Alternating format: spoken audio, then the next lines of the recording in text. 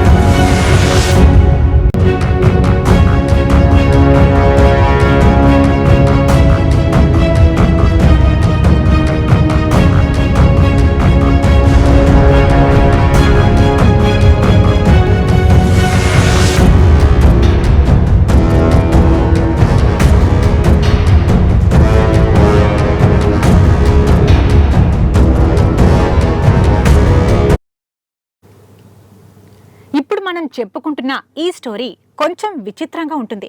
కొంత కోపం కూడా తెప్పిస్తుంది.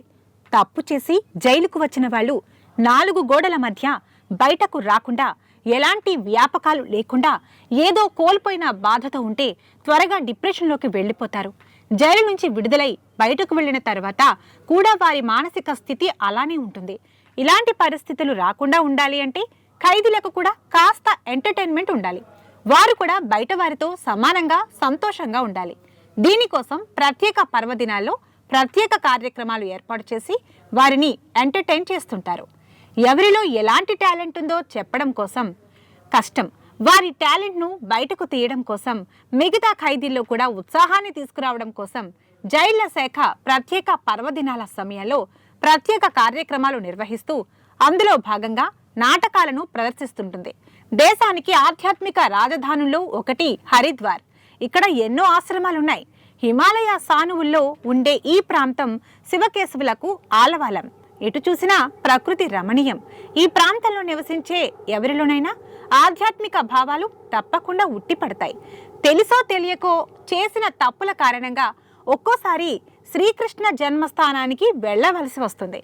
చరిత్రలో తీసుకుంటే తులసిదాసు నుంచి రామదాసు వరకు భక్తికి దాసోహమై జైలు గోడల మధ్య కొంతకాలం జీవితాన్ని గడిపారు. జైలులో ఉండగానే వారి భక్తి పరాకాష్ఠకు చేరింది. భగవంతుడిలో లయమయ్యేందుకు జైలు గోడలు ఎంతగానో ఉపయోగపడ్డాయి. భక్తి భావనతో తమలోని పాండిత్యాన్ని, పౌరాణిక అభినయాన్ని ప్రదర్శించి తద్వారా అధికారుల మెప్పు పొంది ఠీవిగా తల ఎత్తుకుని జైలు గోడల మధ్యనున్న తలుపుల నుంచి బయటకు రావలసిన వ్యక్తులు ఇదే భక్తిని అడ్డుగా పెట్టుకుని వానర వేషధారులై జైలు గోడలు ఎక్కి అధికారుల కళ్ళు గప్పి తప్పించుకుపోయారు. करीब 6:30 बजे के आसपास कंट्रोल रूम के माध्यम से यह सूचना हमें प्राप्त हुई थी कि 2 कैदी, इसमें एक सजा याफ्ता कैदी और एक अंडर ट्रायल में था, यहाँ से सीढ़ी लगा के कल रात के समय फरार हुए हैं। पूर्व में जेल प्रशासन द्वारा खुद इसमें चेकिंग की जा रही थी। आज सुबह इनके द्वारा जब पुलिस को बताया गया, हम लोगों के द्वारा अभी कॉम्बिंग और लगातार सभी जगह पर चेकिंग चल रही है और निर्धारित जो हमारी धाराएं हैं, अप्रोप्रिएट धाराओं में मुकदमा कायम किया गया है और जल्दी इनकी तलाश करके जो भी वैधानिक कार्रवाई होगी इनकी अरेस्टिंग हम से प्रयास करेंगे। किस केस में ये बंदी थे? इसमें एक कैदी पंकज पूर्व में 302 में सजा याफ्ता है, जिसमें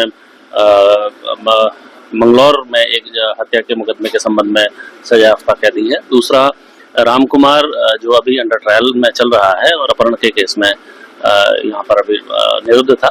इन दोनों को अभी हम लोग लगातार चेकिंग कर रहे हैं और जल्दी इनकी अरेस्टिंग की जाएगी। हाँ, इसमें एक जो है पंकज, वो प्रवीण वाल्मीकि का जो गैंग है उससे रिलेटेड है, हमारे लिए चुनौती है और हम जल्दी इस पर कार्रवाई करेंगे। सर, बताया जा रहा है कि अंदर रामलीला चल रही थी, रामलीला का फायदा उठाकर यहाँ से फरार हुए। कल जैसा शाम के समय यहाँ रामलीला का कार्यक्रम चल रहा था और उसके बाद उसी का फायदा उठाते हुए इसमें 2 कैदी, जो यहाँ पर एक कंस्ट्रक्शन साइट में सीढ़ी पड़ी थी, उस सीढ़ी को वहाँ से उन्होंने उठा के और उसमें वहाँ से सीढ़ी को दीवार पर लगा के रात को निकले यहाँ से। ఏం జరిగింది అనే సందేహం రావచ్చు. హరిద్వార్లోని జైలులో ప్రతి ఏడాది దసరా సమయంలో రామాయణంపై ఓ నాటకాన్ని ప్రదర్శిస్తారు. జైలు జీవితం అనుభవిస్తున్న ఖైదీలు ఈ నాటకాన్ని ప్రదర్శిస్తారు. ఖైదీలు తమ టాలెంట్ను పాత్రల ద్వారా నిరూపించుకుంటుంటారు, అధికారుల మెప్పును పొందుతుంటారు. ఎప్పటిలాగే ఈసారి కూడా రామాయణం నాటకాన్ని ప్రదర్శిస్తున్నారు. నాటకం యావత్తు రక్తి కడుతుంది. సీతాన్వేషణ కోసం వానరులు పలు దిక్కులకు వెళ్లి వెతుకుతుంటారు. హనుమంతుడు పాత్రధారుడు లంకకు చేరుకుని సీతమ్మ జాడ తెలుసుకుని వస్తాడు. అయితే సీతమ్మను వెతుకుతున్నట్లుగా పంకజ్, రాజ్ కుమార్ అనే 2 జైలు గోడలు ఎక్కుతారు. ఎవరికీ అనుమానం రాకుండా సీతమ్మను వెతుకుతున్నట్లుగా నటిస్తారు. మరోవైపు హనుమయ్య సీత జాడను తెలుసుకుని తిరిగి వచ్చి రాముడిని తీసుకుని లంకకు వెళ్లి రావణుడితో యుద్ధం చేసి సీతమ్మను తీసుకొస్తారు. సీతమ్మ దొరికింది. అదే సమయంలో జైలు గోడపై ఉన్న 2 మాయమవుతారు. ఇదంతా నాటకంలో భాగమేమో అని నోరెళ్లబెట్టి చూస్తున్న పోలీసులకు ఆ తర్వాత విషయం తెలిసి కంగు తింటారు. నాటకం పేరుతో తప్పించుకు పారిపోయారని తెలుసుకుని పోలీసులు అలర్ట్ అయ్యారు. జైలు నుంచి ఖైదీలు పరారయ్యారంటే ఎంత చెడ్డ పేరు వస్తుందో చెప్పక్కర్లేదు. ఖైదీలకు మంచి జరగాలని, వారి టాలెంట్ను గుర్తించాలని అధికారులు ఈ ప్రయత్నం చేస్తే ఖైదీలు మాత్రం వారి బుద్ధికి కాళ్లకు పనులు చెప్పి పారిపోయారని వాపోతున్నారు. పారిపోయిన ఖైదీల కోసం హరిద్వార్ పోలీసులు గాలింపు చర్యలు చేపడుతున్నారు. తప్పించుకున్న వాళ్ళు ఎలాగైనా దొరుకుతారు. అయితే వచ్చే ఏడాది రామాయణం ఉంటుందా ఉండదా అన్నదే జైలులోని ఖైదీల మనస్సులో రగులుతున్న ప్రశ్న. जिला कारागार से दो सिद्ध बंदी हैं। एक तो पंकज है जो रुड़की का रहने वाला है और वो जो है हत्या के मामले में दोष सिद्ध था, और दूसरा राम कुमार है जो गोंडा का रहने वाला है और वो जो है अपहरण और फिरौती के मामले में सिद्ध दोष था। तो ये दोनों ही कैदी यहाँ से फरार हो गए हैं। यहाँ पे अंदर एक निर्माण कार्य चल रहा है जेल के अंदर। उस निर्माण कार्य की वजह से यहाँ पे अंदर एक सीढ़ी गई हुई थी और दूसरा यहाँ रामलीला चल रही थी, तो यहाँ का पूरा स्टाफ रामलीला में बिजी था और कैदी भी रामलीला देख रहे थे। तो इस मौके का फायदा उठाते हुए उन दोनों लोगों ने सीढ़ी का उपयोग किया और अपने वस्तुओं का उपयोग किया और जेल से फरार हो गए। तो निश्चित तौर पर जेल प्रशासन की लापरवाही है, क्योंकि रामलीला अगर चल भी रही थी तो जो सुरक्षा पे थे, उनकी ड्यूटी थी सुरक्षा करने की, उनको रामलीला में भाग लेने के बजाय सुरक्षा का काम करना चाहिए था। तो ऐसी दशा में इसमें FIR दर्ज हो गई है सिडकुल थाने में और इन्वेस्टिगेशन चल रही है। इसके अलावा डिपार्टमेंटल इंक्वायरी और मजिस्ट्रियल जांच भी इसके अंदर कराई जाए। जिला